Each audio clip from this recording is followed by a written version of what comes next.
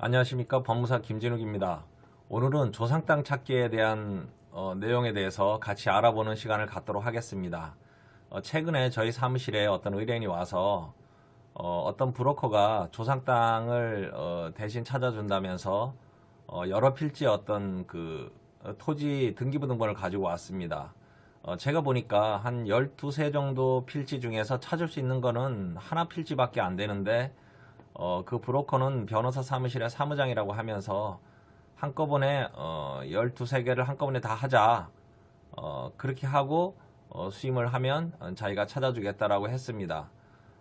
근데 이제 이 내용을 제가 보니까 사실은 하나의 필지만 이길 수 있고 나머지는 이길 수 있는 것이 없습니다. 나중에 이제 말씀을 드리겠지만 조상 땅 찾기에 대해서 일단 필지를 찾았다 하면 현재 소유자가 이제 여러 명이 있을 수 있고 국가도 있을 수 있기 때문에 그러한 상대방이 어떤 내용으로 항변을 할 수 있는가를 법적으로 먼저 검토를 한 다음에 진행을 해야 되는데 이 의뢰인이 가지고 온 필지에 대해서 상대방 변호사 사무장은 한꺼번에 다 하게 되면 일단 소가가 올라가고 소가에 대해서 이제 수수료를 받기 때문에 아마 소송 어떤 그 대행 수수료를 자기가 이제 차지하기 위해서 한꺼번에 다 하자라고 얘기한 적이 있습니다.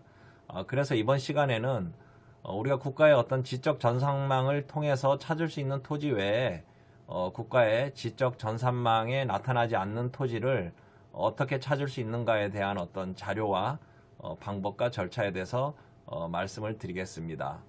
우리가 조상 땅을 찾는다라는 것은 우리가 갑자기 사망을 한 어떤 부모님이라든지 조부라든지 조모라든지 이런 경우에 상속인들이 돌아가신 분의 어떤 주민번호를 그 국가의 지적부서, 보통 구청의 지적가에서 많이 담당을 하는데 이적 지적부서에 가서 주민번호를 조회하면 전국의 그 피상속인 소유의 토지가 뭐 10분 만에 전부 조회가 됩니다.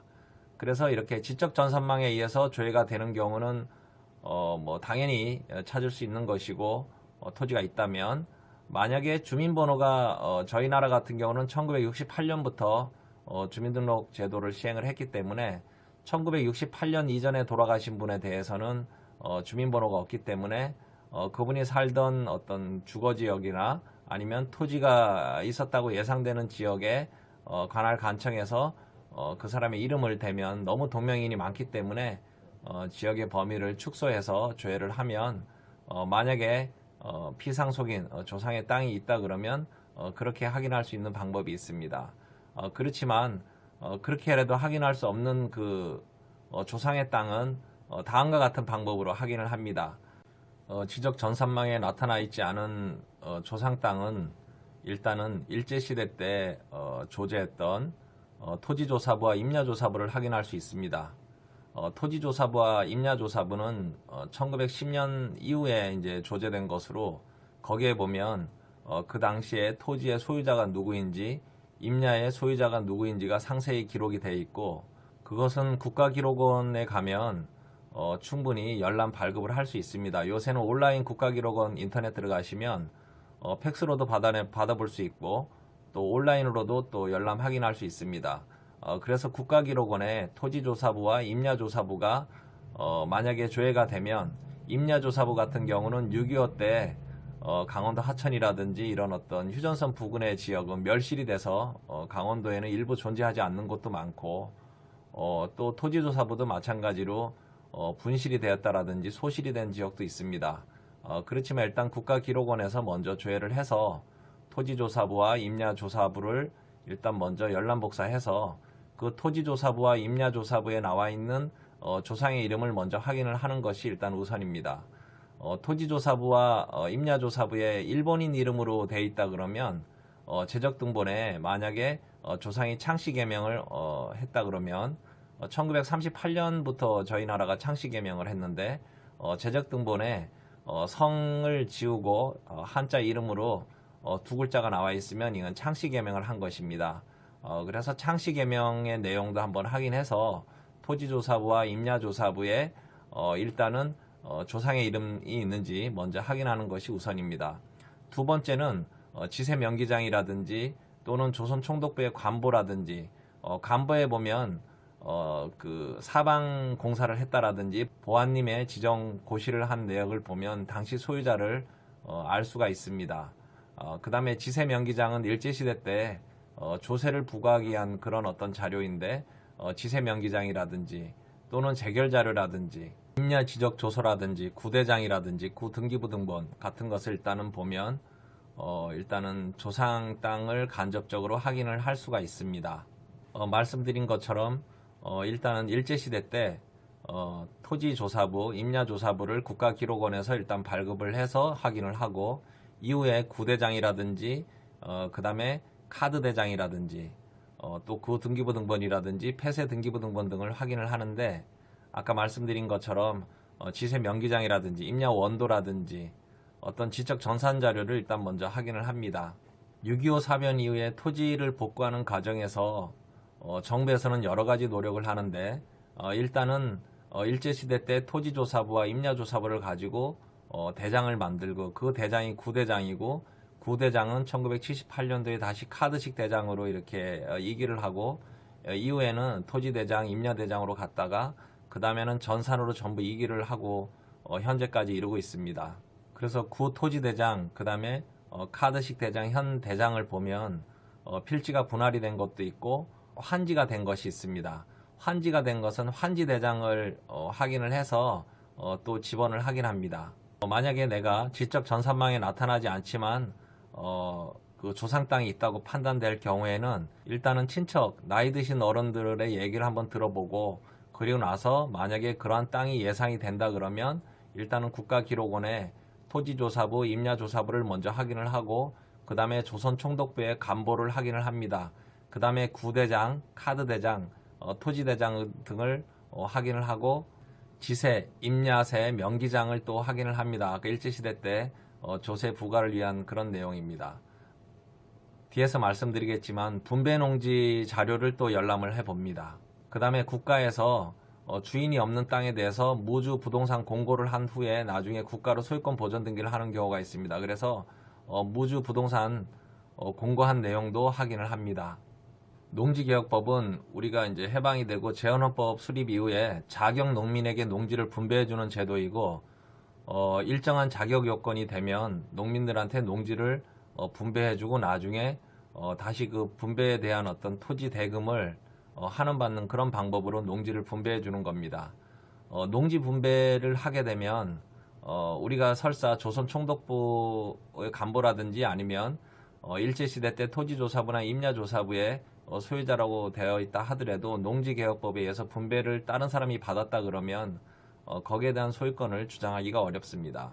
저희 나라는 6.25 사변 이후에 많은 토지 관련된 장부라든지 등기부가 멸실이 돼서 일정한 토지에 대해서는 소유자를 확보하기가 어려워서 대부분 일제시대 때 토지조사부나 임야조사부를 가지고 대장을 만들고 또 부동산 등기특별조치법이라든지 또 여러 가지 특별조치법에 의해서 실제 소유자와 형식상의 명인이 다른 등기들을 정리를 해왔습니다.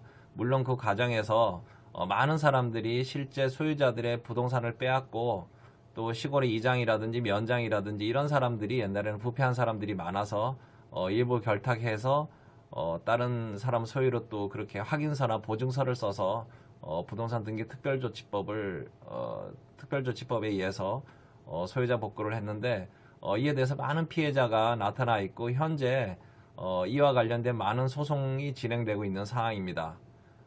저희 사무실에서도 여주에 있는 땅에 대해서 6.25 사변 이후에 가족이 뿔뿔이 흩어지고 또 아버지가 6.25 사변 이전에 토지 소유를 많이 갖고 있었는데 친척들이 부동산 등기 특별조치법에 의해서 여러 명이서 그 부동산에 대해서 합유 등기를 하고 그 합유 등기에 의한 것을 또 다른 사람들에게 증여를 하고 그 증여된 것을 또 종중에게 증여를 해서 부동산 소유권이 전전 이전돼서 저희 사무실에서 소송을 진행하고 있습니다.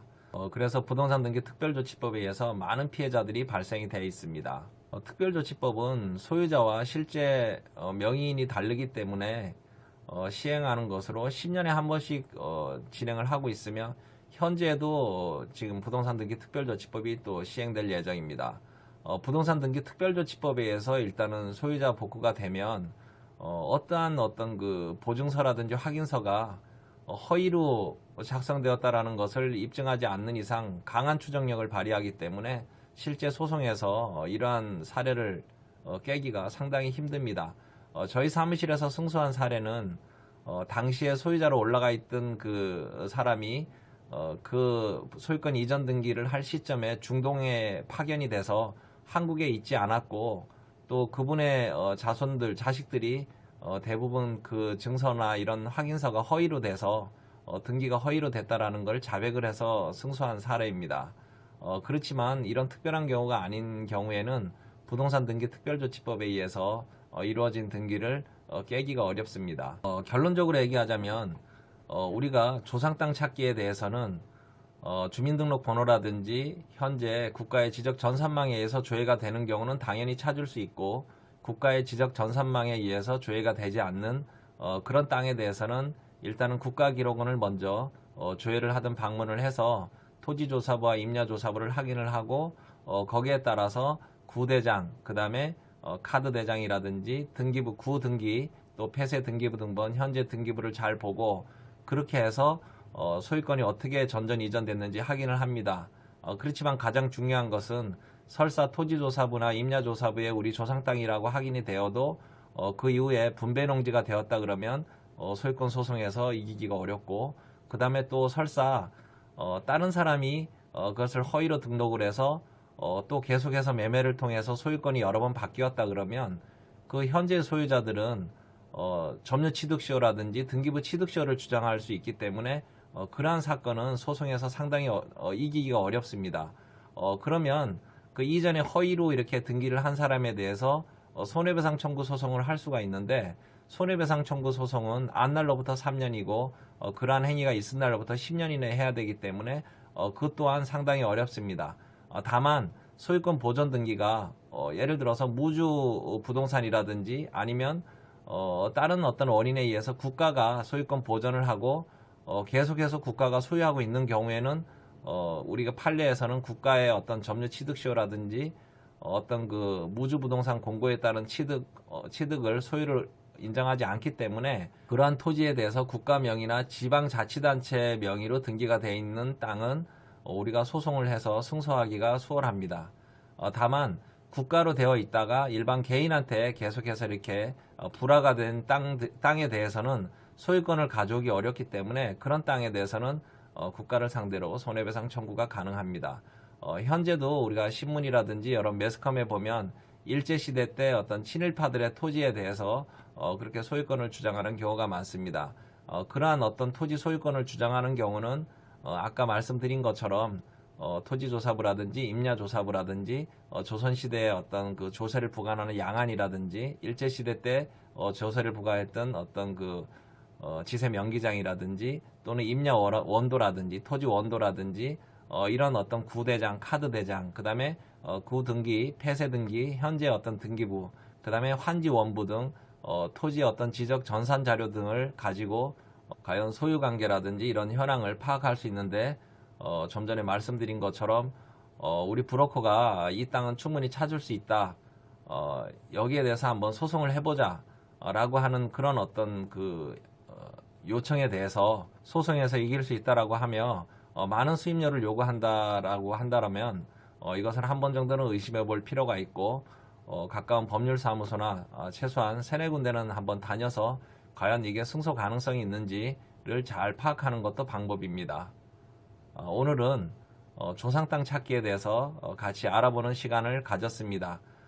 유튜브로 설명하기에는 너무 시간도 짧고 또 많은 내용을 설명하기 어렵기 때문에 조상 땅 찾기에 대해서 관심이 있거나 또는 질문이 있으신 분은 저한테 연락을 주시면 제가 무료로 상담을 해드리겠습니다. 감사합니다.